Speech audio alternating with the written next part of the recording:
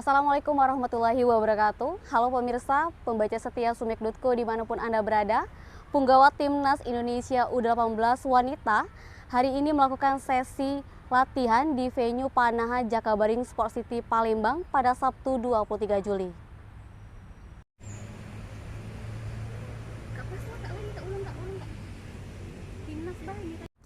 Baik pemirsa, tampak di belakang saya bisa kita lihat Timnas Indonesia U18 wanita sedang berlatih untuk mempersiapkan pertandingan pada Minggu malam melawan Kamboja di Stadion Gelora Sriwijaya Palembang.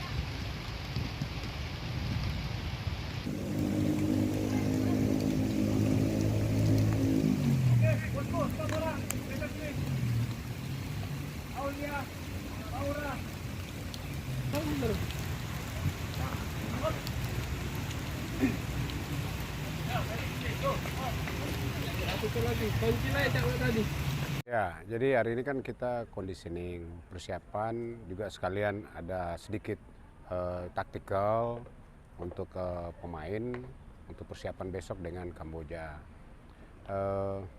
Kita udah lihat juga Kamboja cara bermainnya sehingga kita mempersiapkan ya taktiknya bukan taktik khusus sih, tapi hampir sama seperti kemarin. Ya, mudah-mudahan besok dapat dijalani dengan baik. Mengenai taktik, adakah perbaruan strategi atau strategi khusus melawan Kamboja?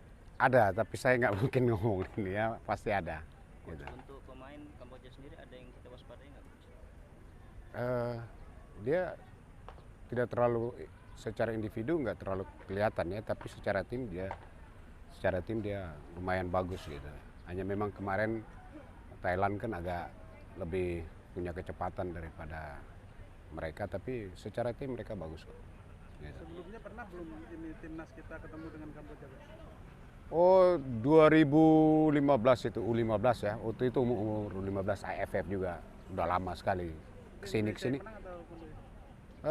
Kalau nggak salah kita draw deh.